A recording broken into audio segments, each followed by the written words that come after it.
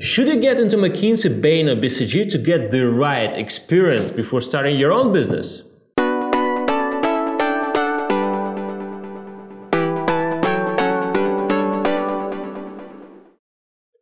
I think I learned 3 really important things at McKinsey. One is getting things done. When you have hard deadlines and insecure overachievers all around you and then also above you, partners pushing for performance and basically yourself trying to emulate the great performance of other people, smart people around you, you really feel that you need to do your best.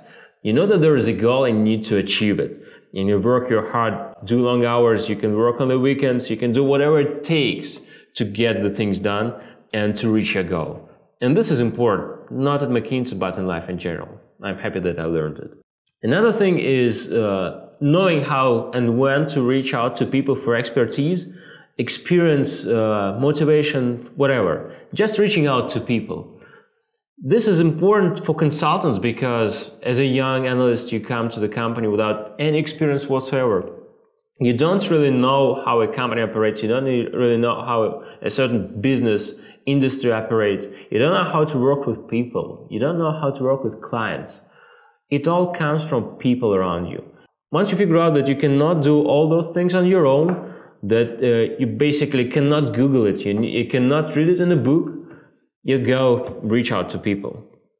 You ask your partners, you ask your colleagues on the team, you ask your clients sometimes, and of course you ask your experts. Lots and lots of time to learn from them and to get those important pieces of information that you eventually put into the presentation, or, which is better, in your head for your future life. Third thing is confidence. Confidence. Suppose you sit in a boardroom where everyone is at least twice your age. Well, we're waiting. And you can either stay silent, but you won't be able to present the great things that you learned throughout the engagement, or you can push yourself and try to talk whenever you can. Consultants don't just sell analytics to their clients. They need to sell confidence. They need to let the client feel confident about what's going on in his or her company. So when you as a young analyst have to present to clients which are twice your age and 10 times more experienced, but still want to bring value to the discussion, and you can, because you spent weeks of sleepless nights trying to dig out the information that no one else could, you definitely need to push yourself. Do it! Just do it! And by working in consulting companies, you earn it yourself. Because you present to clients, you present to your team, you present to partners, you present to everyone. And once you get on well with public speaking and basically sharing your ideas, you start feeling more confident with what you're doing. So there is one way, either getting out of consulting or growing in consulting and becoming more confident. But luckily, this is what happens to people most of the time. The 3 things that I learned as consultant, which I think hurt my professional skills, were 1, trying to avoid dirty work, 2, trying to manage people as robots, and 3, the glamorous lifestyle that you quickly get used to as a consultant. For the dirty work, which is searching the web, crunching numbers in Excel, surveying customers, you have lots of supporting personnel, and then you gradually learn that you'd rather rely on them rather than do it yourself because your time is more precious. This is really useful in a consulting company, but it is bad for a person trying to start his or her own business, because at the start you'll need to do everything yourself. Being reluctant to do dirty work is, I think, a great trait for a consultant, but a detrimental trait for a businessman, especially for a start-upper. Most people in consulting are insecure overachievers, so motivating these people is not very difficult. You just tell them what needs to be done, and they do it. No worries about hard work, no worries about long nights, no worries about working on weekends, whatever. They just get things done. This is a great thing for a company, but this is a bad thing for a future manager. In a normal company, though, employees have their own agendas and their own motivations, and they won't really stay long nights with you just to get things done. You need to persuade them. You need to figure out what problems they have. and what you need to do, how you need to talk to them, how you need to inspire them in order to reach the objective that's in front of you, but not in front of them. This guy needs to go to a football match. This girl is pregnant and doesn't really want to stay long hours.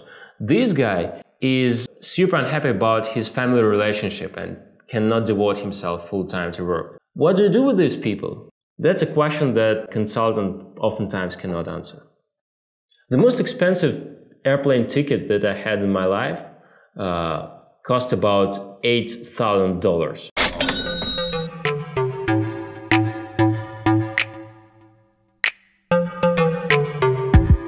This is when I flew to Japan in business class. Of course, you get used to beautiful life, nice hotels, taxis, nice food pretty quickly. And this is something you lose quickly once you start your own business. You just don't have the money for it all. You need to save. This is very disappointing for some people, but ex-consultants, future businessmen have to get used to it, at least when they start. The three things that I had to learn when I started my own business were marketing, responsibility for business results, and thriving in a risky environment.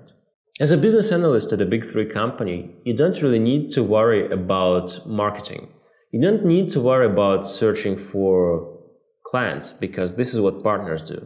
And after all, even partners don't really need to do anything with marketing. They just need to build relations with clients. But in a real business that you start once you leave consulting, you need to figure out how to bring people to you, how to make them buy your product, how to persuade them that you are the right person. To learn it takes time and effort.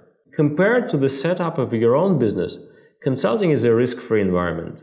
The worst thing that can happen to you is getting fired, but in most cases, you really need to screw things up in order to get fired. You really need to perform below the bar.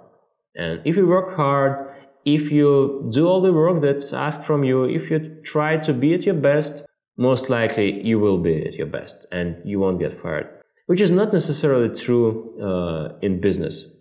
In your own business, lots of things don't depend on you. They depend on the external environment, they depend on your suppliers, they depend on your clients, they depend on whatever, on Bitcoin. And you cannot forecast those things. But you need to deal with the outcomes of those things. And this is very different from consulting. A responsibility for business results. Well, in consulting, you are just an advisor to the business, not the owner. Of course, you are trying to do your best to make sure the client is prospering, growing, stuff like that. But at the same time, when the engagement is over, you go to a different client, do the same thing for him, and you don't really think about what's going to happen after you finish this project. Well, or even if you do worry about it, it's very difficult to track those things because you don't really have time. You have to work for another client. In consulting, you don't get evaluated based on the client's business results. Whereas in a normal company or even in your own business, your result, it's really tied to the success of the company. The amount of money you get depends on how the company performs, which is not the case in consulting. In consulting, you get paid when the client is happy. In your own business, you get paid when your business is growing. Let me take that back, by the way. In recent years, consulting companies started to do this at-risk fee arrangement, where they also get paid based on how the client is growing. However, this does not concern the analysts and associates. They still get paid based on the internal evaluation of the consulting company, which does not depend on the business results of the clients. My McKinsey experience was a life changer to me, and I'm proud to be a McKinsey alumnus. However, I think there are other opportunities to gain valuable experience which is necessary for starting a business. In fact, you can work at most international companies with strong work ethics. Big Four, for example, or FMCG companies, or pharma companies, or investment companies, whatever. Any place with a results-oriented culture would really be a great business university for you. I think it also makes sense to get some industry experience before you want to start your own company. For example, I don't think you'll be able to start a financial business or a banking business without significant prior experience in a bank or a financial institution. It is very difficult to start a business-to-business company if you don't know the needs of the businesses and if you haven't worked with these businesses before. But it's much easier once you get this experience. So getting some hands-on business experience in an industry that you really like and want to build your own company in the future is a very good idea, I think. Summing up, I think consulting is great, but there are other great opportunities out there, so watch out for them. By the way, guys, let me know what you think. If you have any questions, if you want to ask something, if you want to agree or disagree on something that I said, please comment below. I'll be super happy to reply. And of course, I'll be super happy to see you among my subscribers. Cheers!